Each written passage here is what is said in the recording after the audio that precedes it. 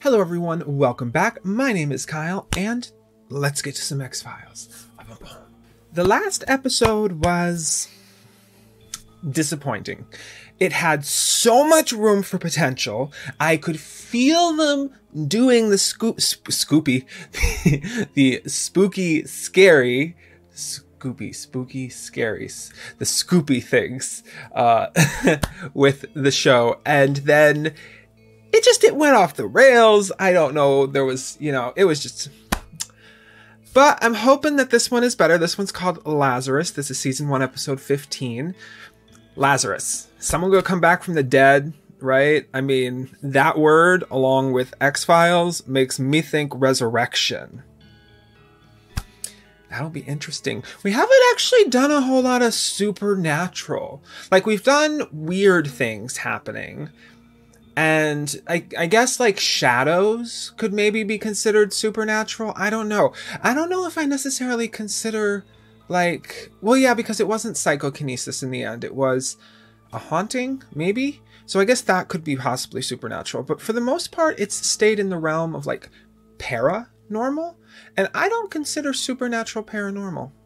So if someone's coming back from the dead, I think that lands strictly in the, like, holy crap. Let's find out. Anyways, like if you want to like, and let's get to some believing. I put my conspiracy hat on you, and then I put my conspiracy hat on me, and here we go. Maryland Marine Bank. Relax, they'll be here. Ooh, we got a sting? Bank robbers? Besides, I can feel it. I can feel them. I'm inside their heads. Oh. Just as long as you keep yours. Position 5. I think she's sizing him up. I don't think she trusts him.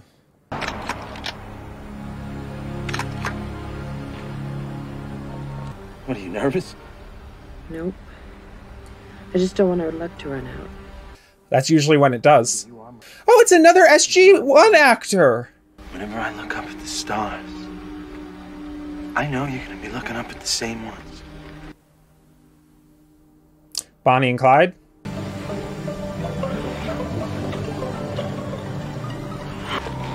Okay.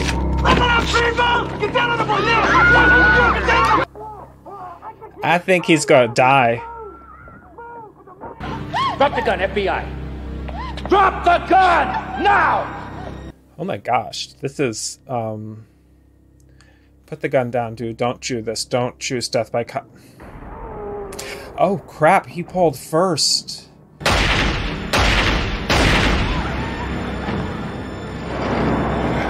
Oh, he's very gone. 55 seconds. Clear. Come on, Jack. Oh, is he gonna come back in his body? Do you want me to pronounce? No, you can't give up on him. It's been over 13 minutes. Let him go. I'm a doctor. Go up to 400 or I'll do it myself. Do it. She is very serious about this. We got a rhythm. Don't ask me how, but he's back. BP's 80 over 50. But is it Jack? I don't think it's him. Jack died on the table. Ooh, there's that creepy music. What is that? Is that... How y'all doing? Having a good week? Having a good day? Staying spooky?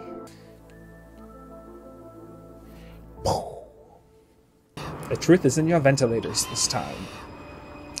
Bethesda Hospital. Kind of sucks for the actor who was playing the bank robber.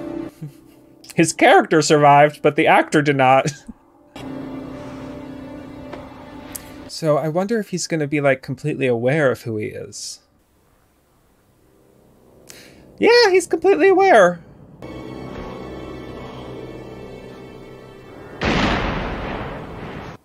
Oh, is there a mirror? Can he see himself?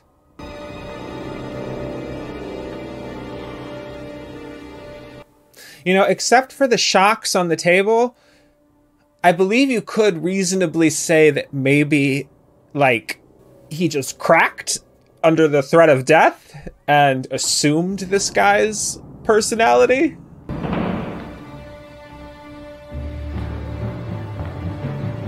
Unless he says something that only this guy could know.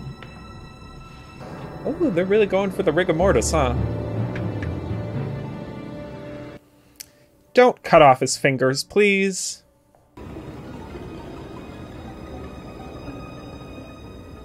Well, as long as they don't show it to us. Oh, it's gonna crunch, is it? It's gonna crunch. I'm gonna hear... Oh, okay, no crunches. I thought for sure we were gonna get crunches. Any word from Willis? Still missing. He hasn't been home or checked in with the office. He said he was chasing this guy for almost a year. Yeah, he lived the case. It was all he ever thought about, talked about. Why take 3 fingers? Maybe this is some kind of post-trauma psychosis. Like the way soldiers sometimes mutilate the body of a dead end. They met while she was serving a 10-year sentence for manslaughter at the Women's Correctional Facility in Maryland. Says here she was released on May 2nd, 1993. 1 week before the first robbery at Annapolis Savings and Loan. Lovely couple. Well, apparently they took turns. One pulling a job while the other one drove getaway. So I don't think this was a simple necrophiliac mutilation. Willis sliced and diced those fingers to get at the wedding ring. But why 3 fingers? The wedding ring is only on the one. What is the point of having money if this is how you live? You here?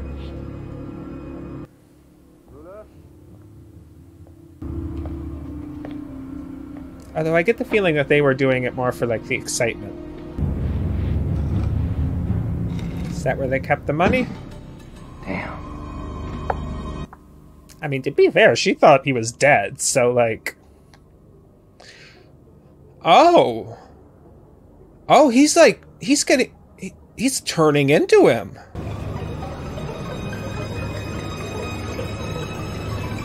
It's here that whoever was holding that cleaver was using his left hand.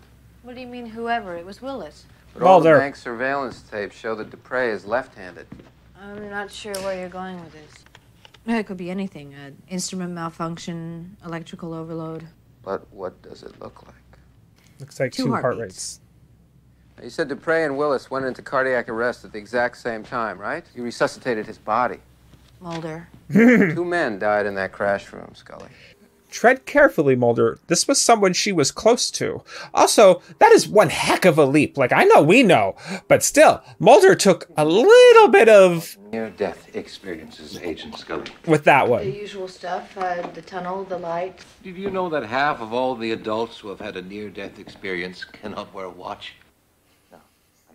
I'm going to look that up. But as any biologist will tell you, when cells die and genetic material begins to unfold, a tremendous charge of energy is released. And people do return from the event profoundly changed. Changed how? What kind of doctor are you? After that, the dead passenger's memory, his consciousness, had survived through the pilot. What happened? A schizophrenic, his doctor claims. So one day, he strangled his wife. Okay. I'm going to piss some people off. I already know it. This is not meant to be aggressive, okay? So anyone who's about to go down to the comments and be like, retract the clause. If you do believe that something in you continues to exist after death, I would like to know what you think it is continues to exist. And if you say like the soul or consciousness exists after death, what is the soul? And if you say that the soul is energy, what do you think that means? I need to know, because I don't, like, we can pretty much acknowledge that if you opened up my head and carved out chunks of my brain, parts of what constitutes me would appear to cease existing.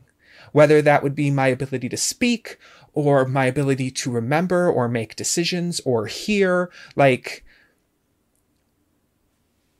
it's pretty much understood in the world that the brain is very, very responsible for creating our inner experience. So I guess that would just be my question, is with near death afterlife experiences, what exactly do you think is happening?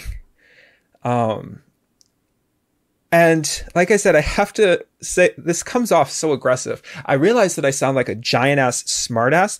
I will 100% concede that we don't understand consciousness, and that there are a lot of questions about what the heck makes us us on the table, right? But from my point of view, I'm like, given what we do know, it doesn't make sense. It feels like I should shut up. It feels like I'm being a judgmental bitch. I don't mean to. I don't necessarily get it, you know, and like, I don't necessarily think those are bad questions to ask, because if it exists, you should be able to question it. You should be able to say, like, this exists. I don't know. Kyle, shut up. All right, here we go. Back to the episode. It's a nice story.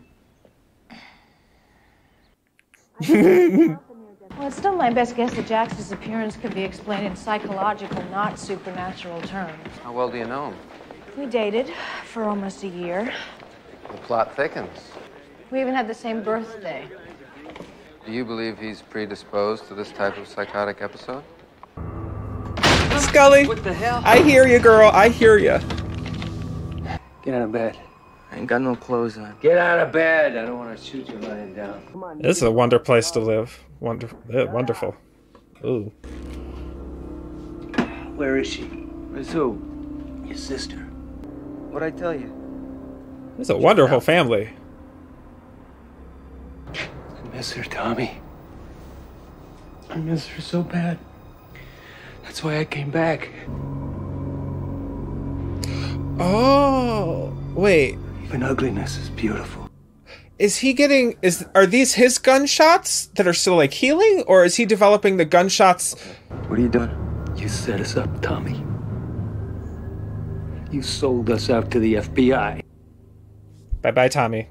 Except the rats found him first. Victim's name was Thomas Phillips. Regulations state to gain access to a crime scene, you gotta show me some ID. Looks like you were right.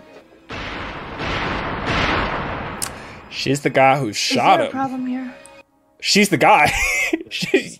You know what I mean. Would you tell this gentleman who I am? It's all right, officer. This is Agent Jack Willis. What happened?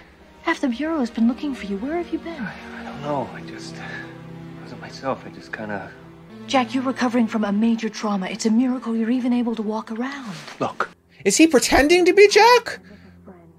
Or is he actually Jack now? Medical evaluation, physical and psychological. All right, fair enough. He remembered her shooting him. Jack. Good to see you back among the living. It's good to be back. No one's going to ask about the finger mutilation? Just Good work, Agent Mulder. I'm impressed. Yeah, that's not Jack. That's fancy shooting. Yeah, well, I gotta get recertified before they give me my weapon back. It's Scully's birthday. And I was wondering if you signed that for me.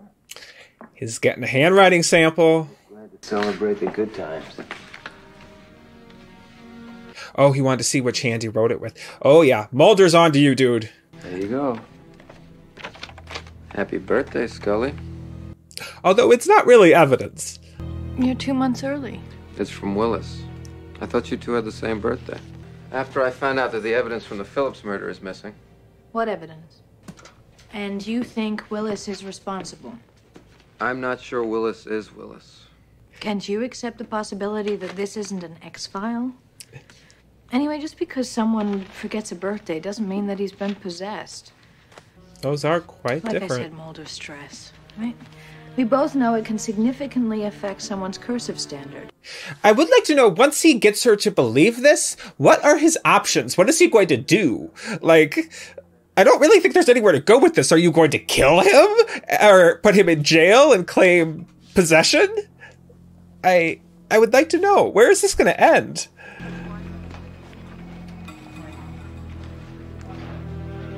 I guess he has to die. I'm pretty sure he's going to die. Now I'm 10 minutes away from closing the biggest case of my career. Are you coming? Is she gonna kill him again?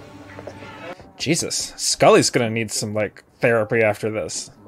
You said you called him, right? Yeah, should have been here 10 minutes ago. She may be running out of fire escape or something. I'm gonna call in again. Judging by the clinkety clank clank, I don't think Scully is wearing the right shoes for this. Or she can do it. Girl can run in those heels. For the love of heaven, be careful, Scully.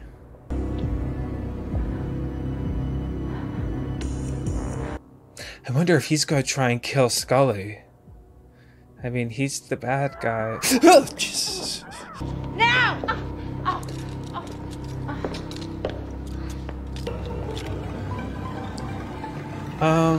Scully?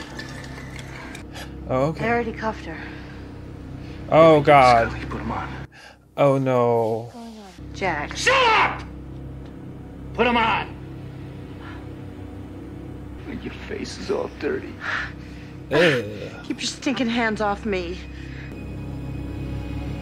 Well, she believes it now, that's for sure. Or at least she thinks he's very messed up in the head. This isn't my face. These aren't my hands. But it's me in here. Well, they're crazy, but I do think they love each other. To never take this ring off my finger.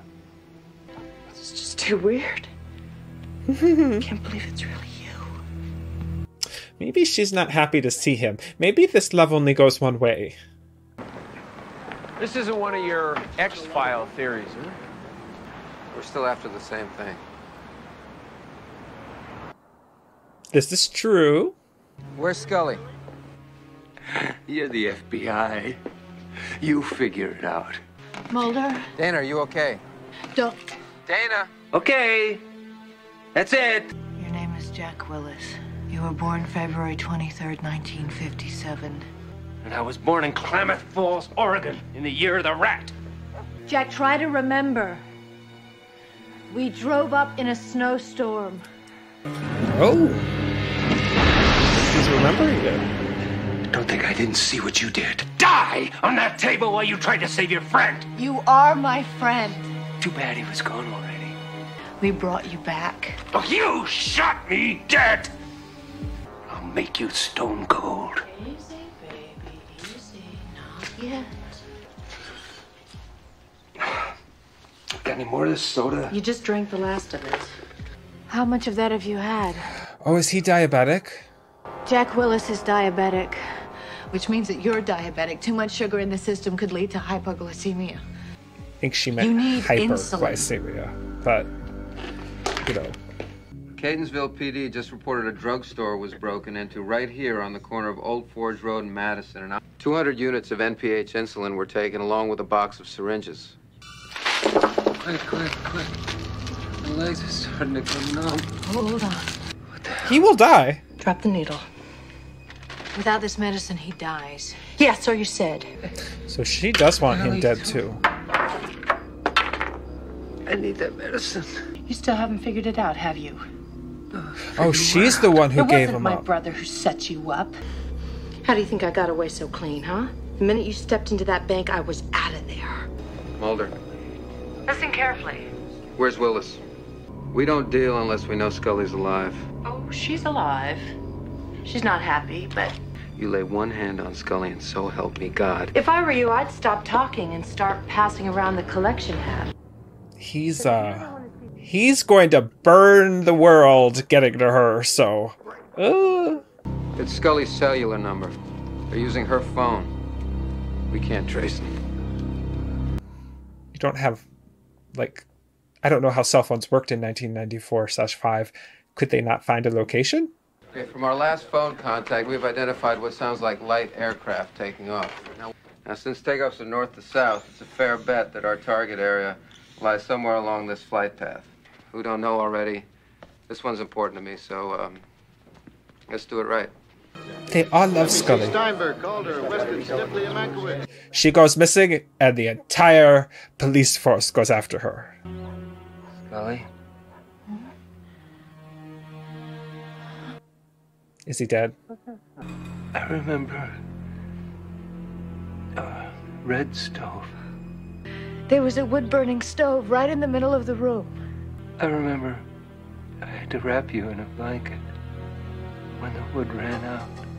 No, Jack, don't close your eyes. Shut up and do it! Oh! Oh my god! He's gone full... Oh, no. Okay. He's dead. It's all on you now. Is he dead? Guess it's over. Whoever you are.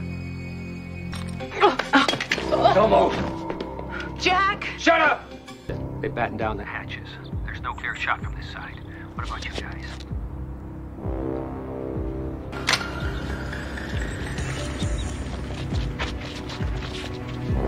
I have never actually seen this happen in real life. What would you do if you looked out your window and you saw cops, like, swarming like this? Wasn't enough. I kept a bottle of medicine in the other room. I'll go get it. What do you say, huh? No. Listen. We still have her.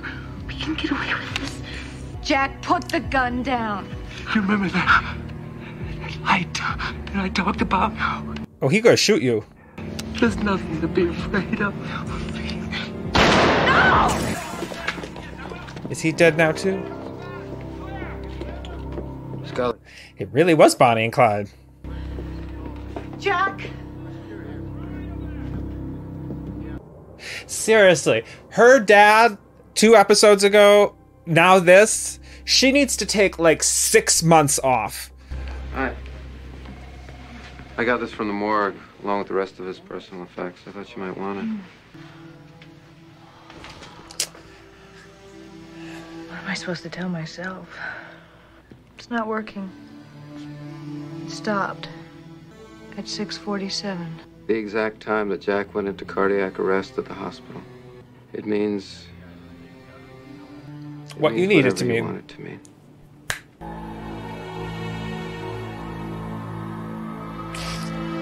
Dun dun. Off the top of my head, I can't find any actual backing up of that claim that nearly 80% of people who have had a near-death experience can't wear a watch. I don't know where that came from.